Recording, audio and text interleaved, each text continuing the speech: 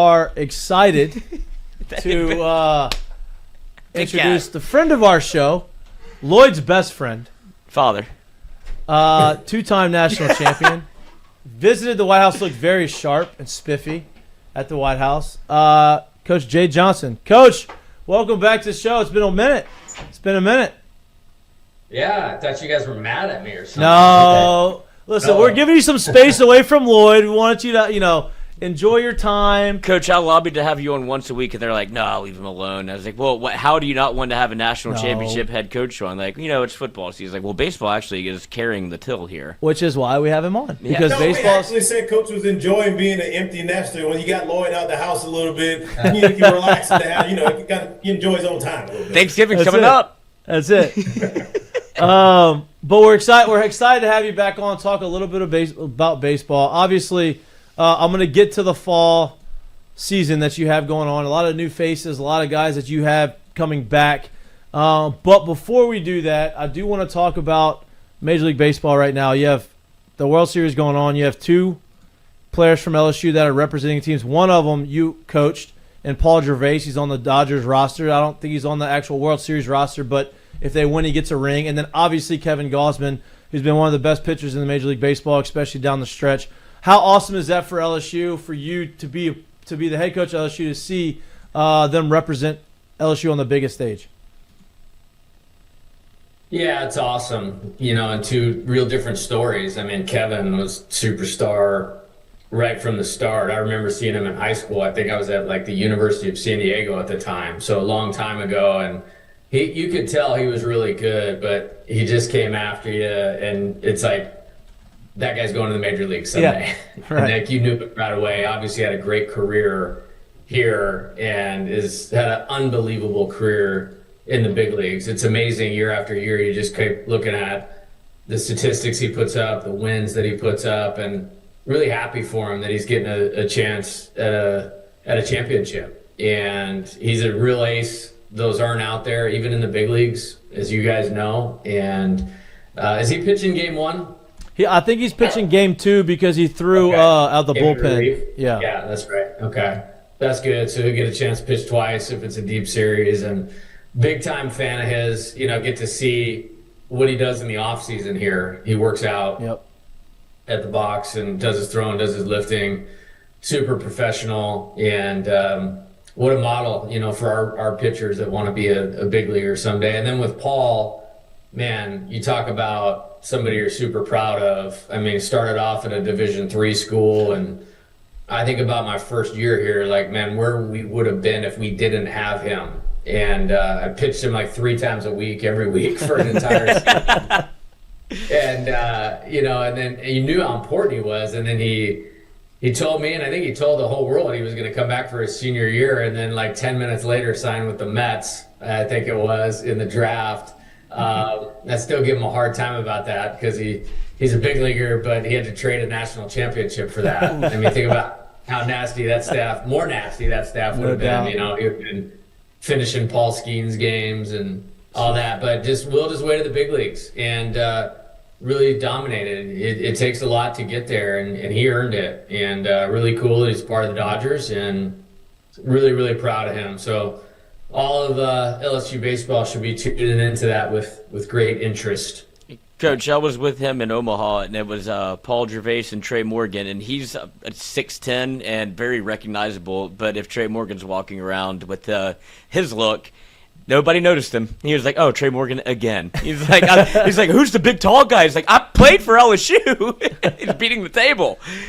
Yeah, I'm going and he went to the big leagues right after that. Right, got called up first. Tomorrow. No, that's good. And, as a coach that, obviously we value winning and knowing what it takes to win. Guys like Trey, just every time there's runners on base, you want him up because you're going to take a winning at bat. You have the lead in the 8th inning. You want Paul to come in there because he's going to sink the ball, get weak contact, strike somebody out. Great competitive nature, and very thankful to those guys. And I think it's just something cool about LSU, just like you guys. You guys have come to Omaha and supported us, and we're star players here, and it still means our success still means so much to you. It's it was awesome to see those guys there. They both were just playing in the minor leagues or in AAA at that time in Omaha. And I mean, what a cool life thing. I started thinking about, hey, this team's in Omaha, and those guys were the foundation that got us there. Trey won a national championship. We wouldn't have had that good first year without Paul, and just super proud of those guys. Yeah, it's a testament to what LSU is, and it kind of just always brings you back, and it's a special place. And you've obviously continued that tradition. Obviously, this fall, you're trying to go for a repeat national championship, which is always extremely hard. You have a lot of guys coming back that were key contributors on the national championship team, but you also have a lot of new faces. Fall practice is very much underway right now. You are in scrimmages. How has the transition been this fall? This is the second time you've had to do this, as far as winning a national championship and then having to come back in the fall as a champion. How has that transition been with the guys that are returning and the guys that have come in and try to do the same thing? Yeah, I think it's been good. We are pretty step by step and how we do things. I will give a lot of credit to the returning players from last year's team, the Chris Stanfield, Jake Brown, Stephen Milam, Derek Curiel, Kason Evans, Cooper Williams, Maverick Rizzi, William Schmidt. These guys saw a really good blueprint of how this thing is supposed to go.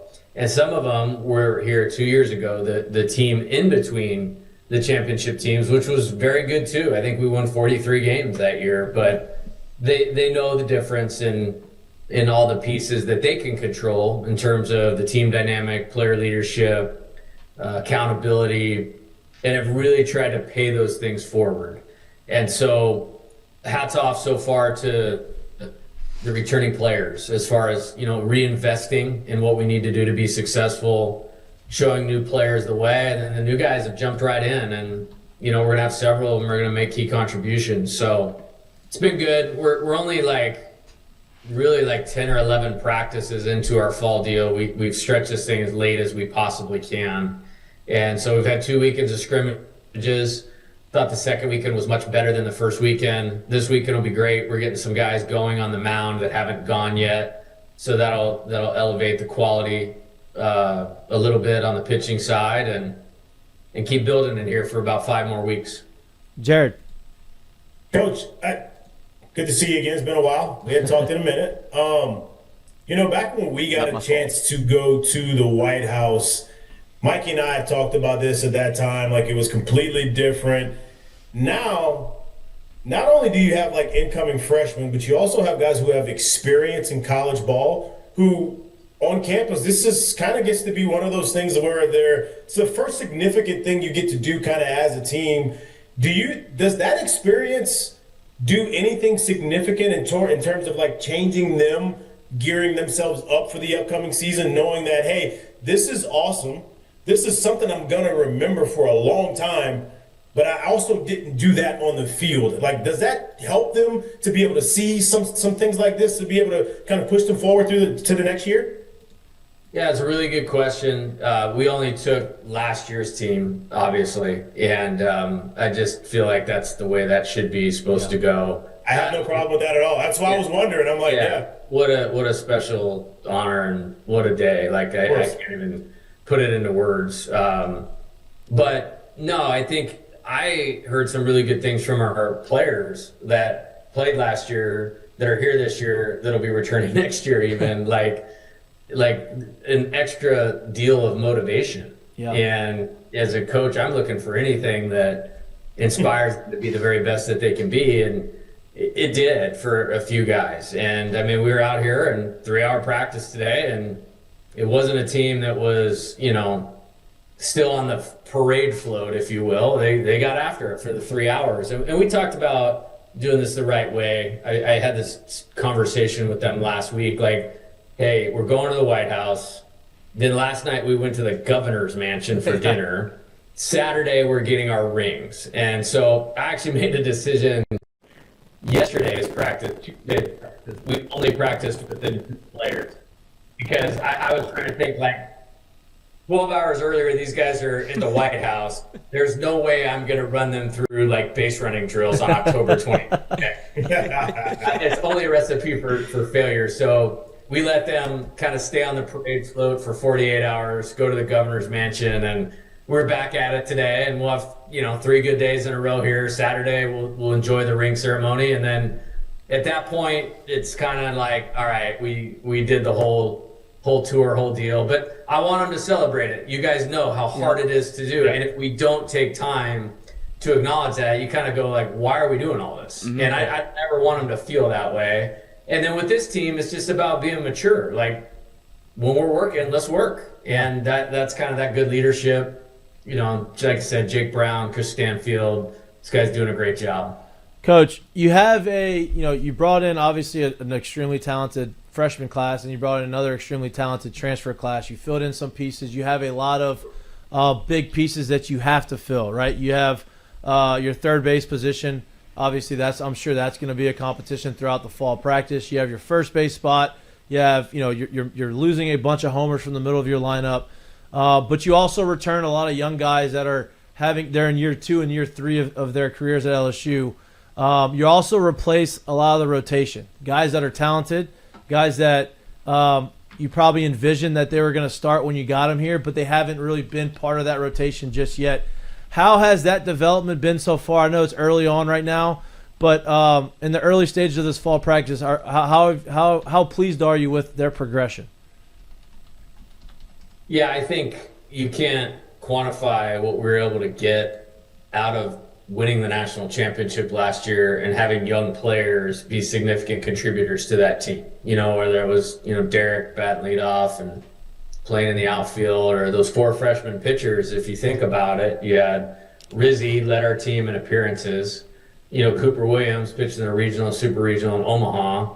William Schmidt was 7-0, pitched in a regional, super regional. People forget. Kason Evans was freshman All-American and one of the guys, the go-to guys. So we want them to use that experience well and then advance themselves forward. Cooper went out and did a training program we suggested for him. It has come back and has made a real significant jump. I think William looks great. He's thrown the ball outstanding the first 2 times out. Maverick, same type of deal. Went up, had some good success, couple outings in the Cape Cod League. And then Kaysen trained, and we're getting him on the mound for the first time this Friday. So excited about that. I feel like those guys are ready to make a jump. You need them to make a jump. And I think we've done a really good job of blending this from guys that we've brought in from their freshman year and the right pieces from the portal, and kind of have a method of doing that. And part of that is the guys that you bring in at the front get better, like Stephen Milan did, like Jake Brown did on the position player side, and really looking for those pitchers to do that this year. Jared. Coach, I want to ask you about Chris Stanfield, but we can also talk about the entire outfield as a whole. I don't know where you are on this decision. I know there's been reports about, things being shuffled around.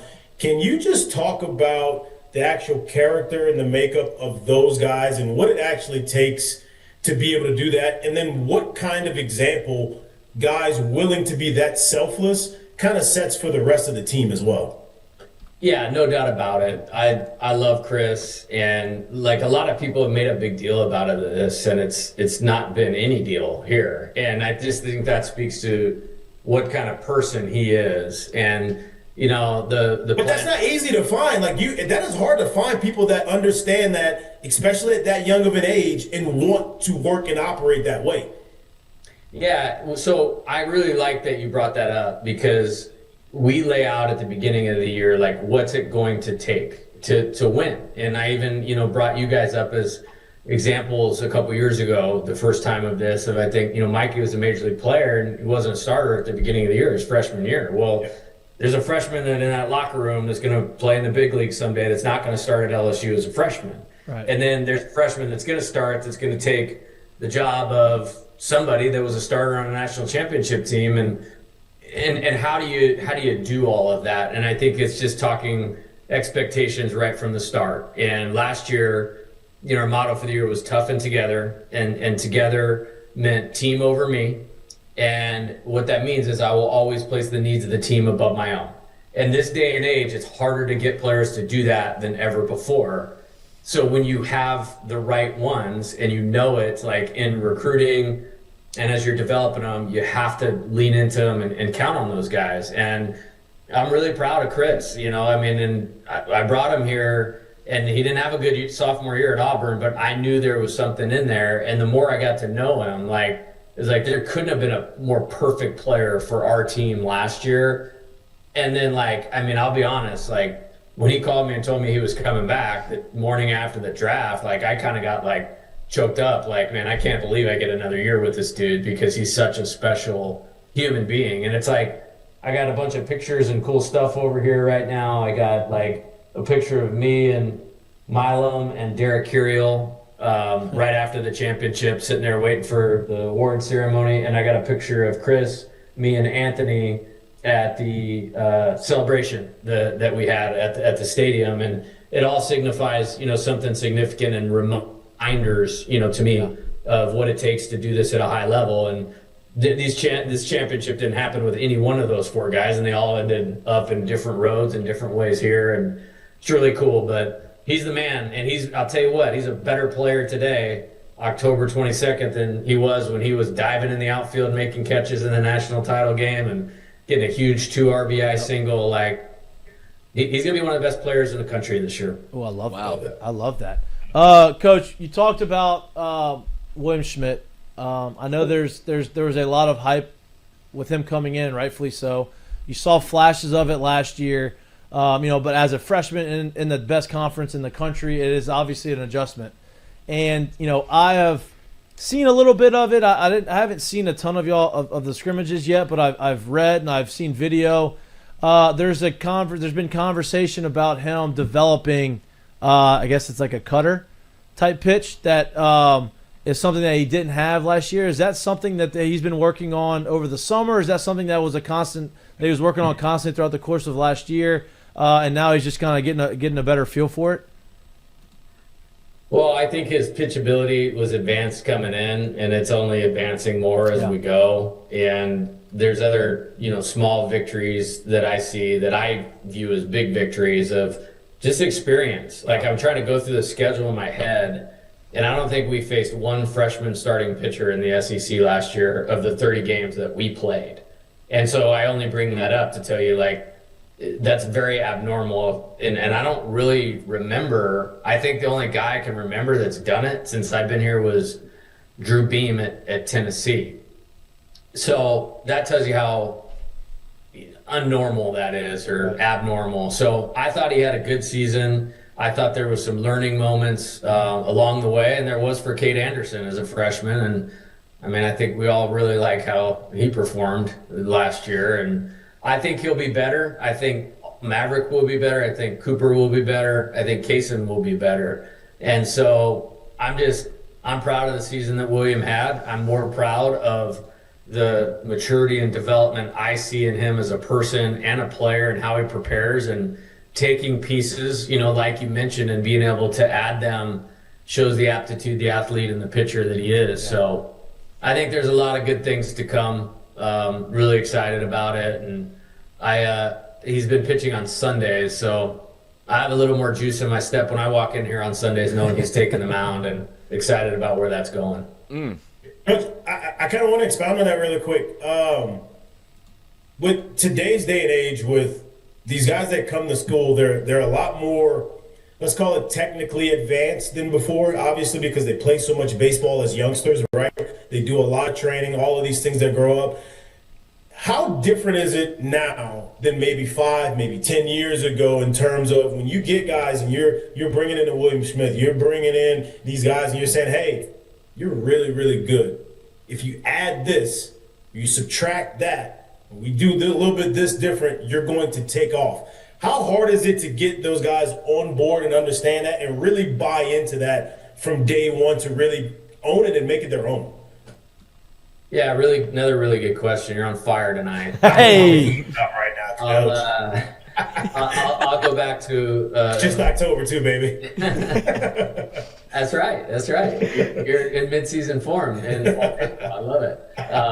So I'll go back to an old Coach Burtman term, the how to win awareness. I think players are coming in bigger, stronger, faster, more physical. I think they're coming in with a lower how to win awareness level. Like the games just play differently. And so we go really slow in the fall in terms of putting our pieces together. And I'm not talking about the players or the personnel or how we're going to line up. I'm talking about our process of winning and how to win. And there's a lot of simplicity to it. And there is a lot of repetition to it. And so, like, yeah, like if you came and watched a game, like I'm accepting a few things that we haven't got to yet, that it's like I'll have to take like this great freshman outfielding hitter named Mason Braun, like he may do something in a game and I may not even correct it right there because we're not there yet. And I want it all to kind of happen in due time and take their talent. This is the goal of the whole thing is take their talent and turn it into usable skill that helps us win, which ultimately also makes them a more valuable player for where they want to go, which is pro baseball. So it's my favorite part of the job, honestly. Like I love this time of year and doing that. I mean, just to give you an example, like we've played 6 scrimmages and we're just getting to 2-strike hitting and our 2-strike hitting approach like yesterday and today. And so we'll want that to be a little bit better this weekend than it was the first 2 weekends. And I'll use an example of in the 6 games, our batting average is like 396 when we put the ball in play. And it's like 251 when we don't. To just say, hey, if we just cut that in half, now you guys are all Americans and first rounders, right? all that kind of stuff. So it's going good, and I love putting those pieces together. We love that you love to put those pieces together. That's why there's no third of pro ball. Oh, that's you're gonna expound on that, or you're just gonna let him stew on that? I'll expound on that, Coach. Obviously, Just stay. Obviously, That's Shop in America. college baseball has elevated its talent level with the NIL and the way the Major League Draft is, and all of those types of things. The level of play has gone up. The level of coaching obviously has gone up, and you're now starting to see with this Tony Vitello move going to San Francisco. You're seeing Major League Baseball kind of try to dip their toe in the college baseball landscape as far as, hey, they're drafting more college guys, they're moving them a lot quicker than they had in the past, and now they're going in, they're trying to kind of poach some of these college coaches to see how they fare in Major League Baseball. Do you find that as as a positive thing for college baseball? Yeah, I think so. And Tony did a great job at Tennessee, and I wish him nothing but success with the Giants. And I just think I'm a big believer in college baseball. Yeah. I think you guys, as great prospects, would say your lives, careers, everything turned out better because you went to college. You came to LSU. Correct. Now, that's what I believe to my core. And I believe, like, some of the best coaches in all of sports are in college baseball. And I'm not even talking about, like, the last couple of years. I'm even talking about going back to my time out west. Yeah. You know, I mean, I remember when I was at Nevada and like playing Mike Batesel at Fresno State, and it's just like you end up playing him like 6 or 8 times a year because you have 2 series in the conference tournament. You might as well have been in like the American League East. Yeah. And so I think it's cool, and I'm happy for him and looking forward to, you know, hopefully more of our players get to go to professional baseball and they leave here prepared, and I want them to leave knowing that we did everything that we could to get them prepared to live their dream, to play at the highest possible level and be those winning type of players. You know, where teams want to have them on their postseason roster and help them pursue a world championship, because you guys know those margins in the big leagues are really, really small, and so it takes a lot to get ready to do that, and we want to help guys do that. That's all Lloyd wanted to hear. He just wanted you to hear you say, "I love college baseball." I know he's not going. He's not. Dad's not going to leave me at the altar. We're fine. That's all he wanted to hear. I've never have any concern about this. Don't break my heart. I swear to God. I don't know what would happen to me. You're the only good thing in my life right now. But I do want to say, you talked about kind of the guys that you've recruited and the guys you've gotten out of the portal, and it's been this mindset of being able to instill. It's like you almost recruit, and I've heard you say this before, you recruit the person before the player. And I feel like you got that when you talked about Stanfield, and I wanted to see how that kind of has I guess, manifested itself whenever you go into the portal again, because college baseball has changed, and how much you still evaluate that part of it? Yeah, I evaluated a lot. You know, somebody told me something really important when I took this job. They said, saying no to players in the position you're at now sometimes is more important than saying yes. And it doesn't mean that we always get it right. And it doesn't mean that we expect guys to come in perfectly prepared to do what we need to do. Like, you know, as a coach, our job is to help people become the best that they can be, both as a person and as a player. Like, I believe that. So there's just characteristics you look for. And like the pride I have in like last year's championship is like when I think about Chris Stanfield, when I think about Zach Cowan, when I think about Danny Dickinson, when I think about Luis Hernandez, I mean, we were Anthony Ianson, of course. Like, I can't even quantify, like, that is the exact deal, like, we're searching for, is the right player that can help you win any game, type of game that you play, that make everybody else around them better because they're in this building. Like, that's what we were able to do. And so you can't get it right like that all the time, but we sure do try. And we definitely did that last year. And so I think it's a good model, good blueprint, you know, going forward, like I was talking about, of blending good players that we're bringing in and playing as freshmen. You know, I mean, 4 freshman pitchers on a national championship team making that contribution, that's significant. You know, Derek was one of the best players in the entire country. He just happened to be a freshman. And then getting those other guys that fit real needs that we have. I mean, Ethan Fry's development, you know, from freshman year to, I mean, that guy, like, killed it for us. I mean, he's a huge reason we won the championship. And then he went out in pro ball and tore it up. Like, it's awesome. So I tried my best to recruit him back, Coach. I tried.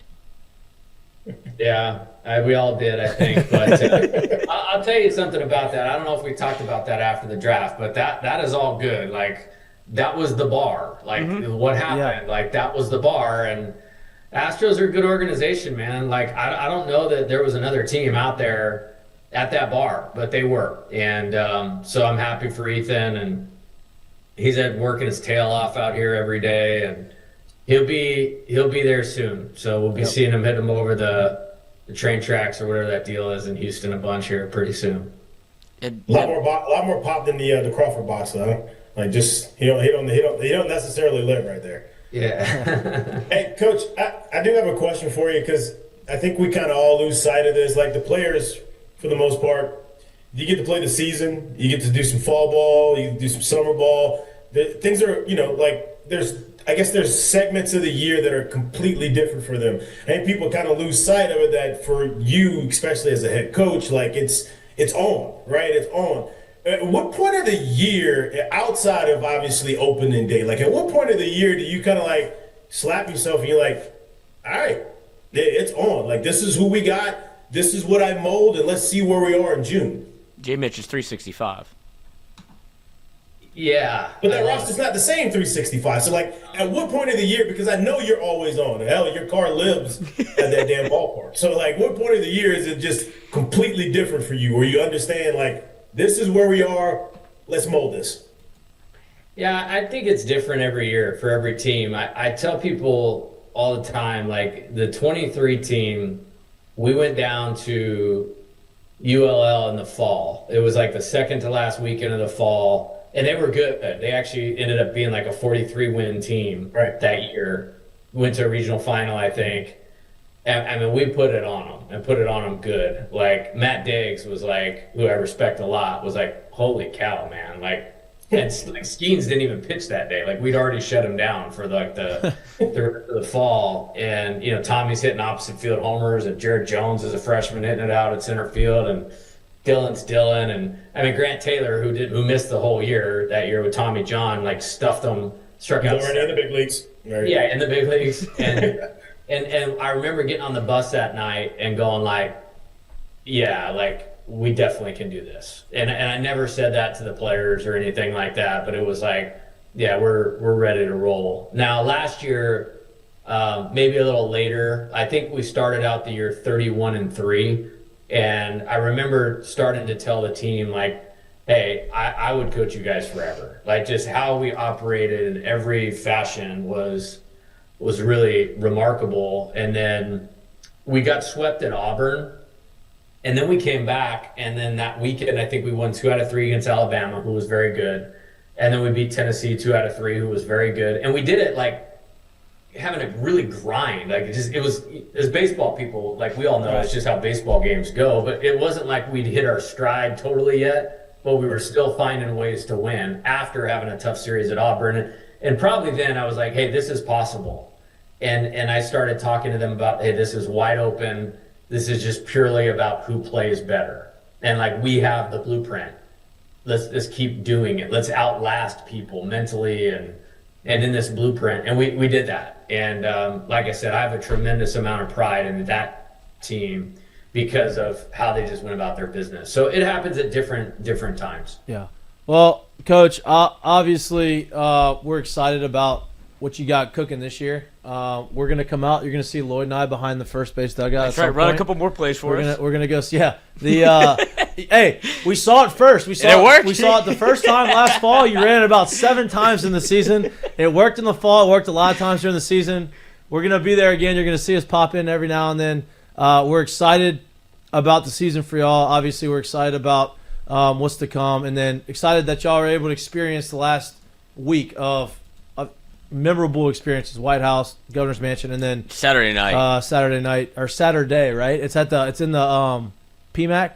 No, Right? it'll be on the field. Yes. Ring ceremony, I think it's 4:45. Yep. I mean, it's on the website, but like that's a big deal to me. Like that's the pinnacle of the national championship, and I've seen them, and they're big time. I can't wait to look at them from afar.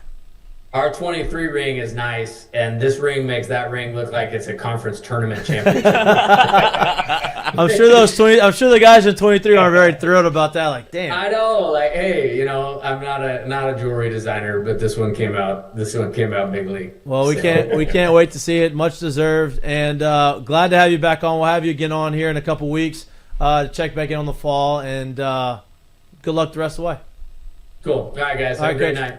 You also need to do some design stuff back there. I see you updated the background, but they didn't leave a lot of room for maybe what's to come. Oh, that thing, yeah, that was pretty sweet. So it was actually really cool. Like we just kind of talked about like a concept, and I actually was gone recruiting for like 3.5 weeks. Oh, no shit.